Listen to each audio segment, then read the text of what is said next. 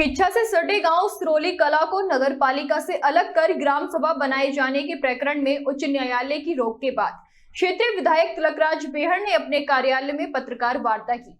इस दौरान भाजपा सरकार और सिरोली को नगर पालिका से अलग करने के लिए प्रयासरत लोगों पर उन्होंने हमला बोला।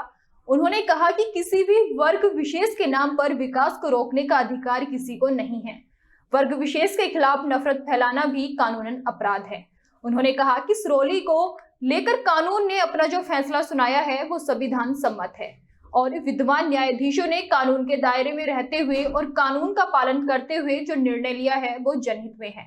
उन्होंने कहा कि कुछ लोग क्षेत्र का विकास करना नहीं चाहते, जिस वजह से सिरोली कला को लेकर की राजनीति खेली जा रही है।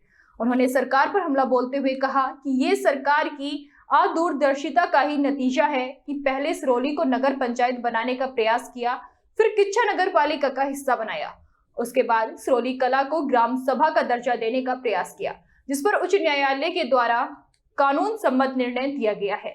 उन्होंने कहा कि न्यायालय ने जो आदेश पारित किया है वो असत्य पर सत्य की जीत है। सिरोली कला को जो बार बार अलग किया जा रहा है, पहले सिरोली कला, आजाद नगर ग्राम सभा, देवरिया और बंडिया, 4 ग्राम सभाओं को नगर पालिका में जोड़ा गया। चारों में काम चल रहा है।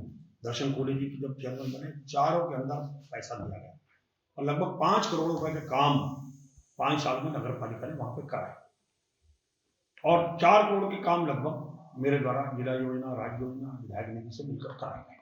इसकी सूचियां मैंने दिखाई है। तो उसके बावजूद इसको आप बार बार पहले नगर पालिका में लाए, फिर बाहर किया आपने सिरोली कला को, फिर सरकार बैकफुट पर गई, फिर ले आई उसको वापस कर लिया अध्यादेश को, फिर नगर पालिका में जुड़ गया, फिर आपने ग्राम सभा को बना दिया।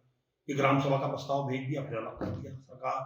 माननीय न्यायालय ने इसमें सिरोली कला के लोग गए, माननीय न्यायालय ने इसमें स्टे कर दिया, पुरानी स्थिति बहाल कर दी है।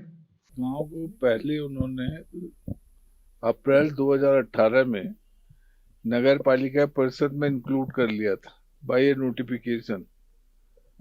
उसके बाद उन्होंने 2021 में इसको फिर से हटाने की कोशिश करी गई। उसके खिलाफ रिट भी ऑनरेबल हाई कोर्ट ने स्टे कर दिया था।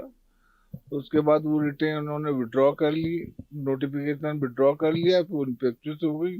उसके बाद 3 सितंबर 2024 को उन्होंने दोबारा से उसको एक्सक्लूड करने की कोशिश की गई।